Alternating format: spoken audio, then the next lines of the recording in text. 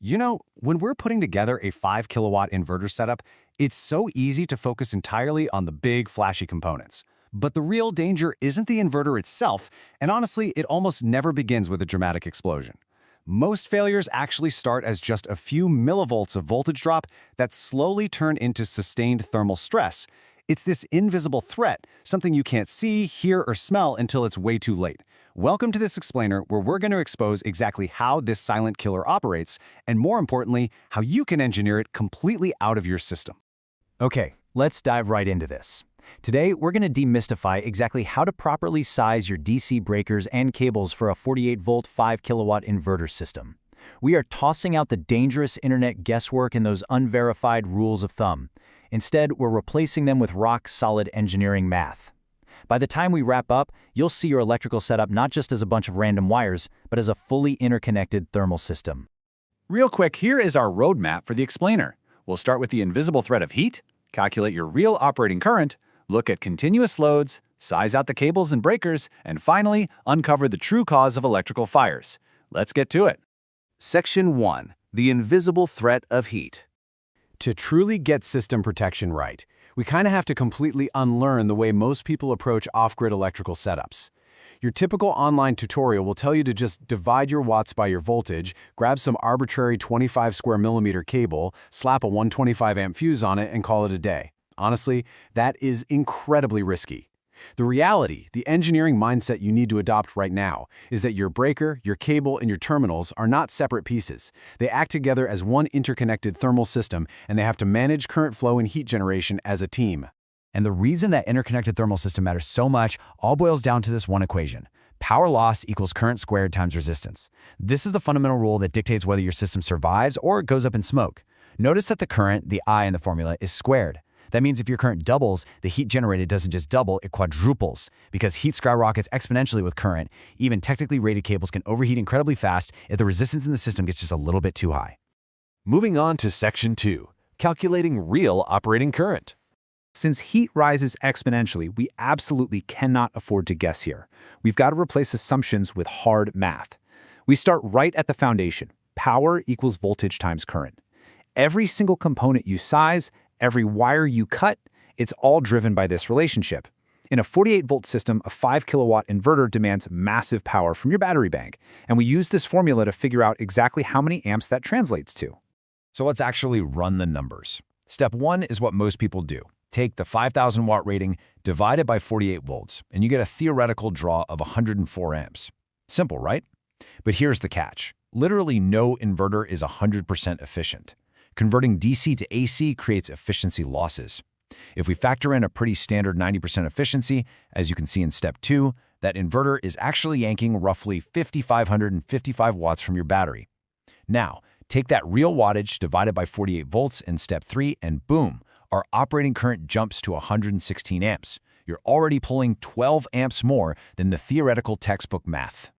Section 3. The continuous load factor. Now, this continuous load factor is the missing link that almost every DIY guide totally skips over. The National Electrical Code uses what's called the 125% rule. See, an inverter powering your house isn't just turning on for a quick 3-second burst like a starter motor in your car. It's a continuous load. It runs for minutes, sometimes hours on end, generating sustained electrical stress and sustained heat. We absolutely have to account for that thermal buildup in our design.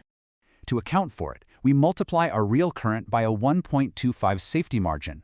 Just look at the crazy gap between assumption and reality here. We start at a theoretical 104 amps. Once we add real-world efficiency losses, we bump up to 116 amps. Finally, applying that continuous design margin catapults us all the way up to a demanding 145 amps. If you designed your system for that first theoretical number, but your inverter is demanding that final number, your system is literally on borrowed time. Let's just pause for a second. 145 amps. I really want you to burn this number into your mind. This is your foundation. This is the true design current. Absolutely everything else in your system, your bus bars, your cables, your breakers, must be built to handle this 145 amp reality. All right, Section 4. Sizing cables and breakers. So, how do we actually handle a 145 amp requirement in the physical world? Well, it all comes down to the dimensions of your copper. Look at the two main factors here, length and area. A longer cable naturally creates higher resistance, meaning you get a nasty voltage drop. On the flip side, a smaller gauge cable, so a thinner wire, also creates higher resistance, resulting in way more heat. When you're pushing 145 amps, even a tiny increase in resistance from a cable that's just slightly too thin will turn into an absolute oven, thanks to that squared current equation we talked about. You've got to select a cable thick enough to cruise at 145 amps continuously without generating dangerous resistance. Now, what about the breaker? Ready for a huge mindset shift? Breakers protect the cable, not the load. Seriously, I cannot stress this enough. You aren't sizing the breaker to exactly match your inverter's operating current to protect the inverter. No, you size it to guarantee that if a massive fault happens, the breaker trips before your copper cable literally melts and starts a fire. The breaker is the bodyguard for your wires. And because it's the bodyguard, it has to meet some really specific requirements. First, it has to be robust enough to let your normal 145 amp load flow continuously without annoying nuisance trips. Second, if there's a short circuit, it has to slam the door shut instantly. And third, this is a total lifesaver, it absolutely must feature DC-rated arc quenching. DC power doesn't naturally alternate through 0 volts like AC does. A DC arc will just keep burning like a welding torch. Throwing a cheap AC-rated breaker on a 48-volt DC line is a recipe for a fire you literally can't put out. Always use proper DC-rated breakers. Section 5. The true cause of fires. Okay, so we've sized our cables. We've properly coordinated our breakers. But systems still fail in the real world. So let me ask you, where do you think most DC electrical fires actually start? If you've got thick, perfect copper wire and a high-end DC breaker, where is the weak link? Is it in the middle of the cable? Is it the battery itself? 9 times out of 10, the answer is the connection points, the lugs, the breaker terminals, the busbar bolts. Think back to our exponential heat equation.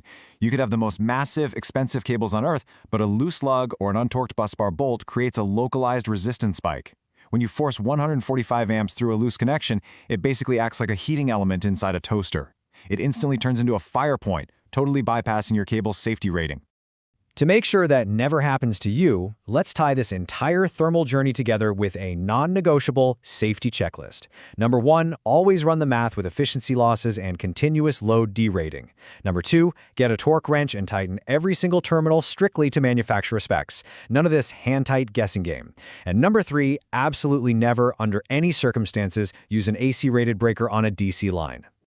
As we wrap up this explainer, I really want you to take this mindset to heart. Always treat your 48-volt system as a high-current industrial circuit, not a low-voltage hobby setup. Sure, 48 volts is technically low voltage by regulatory standards, but pulling well over 100 amps continuously?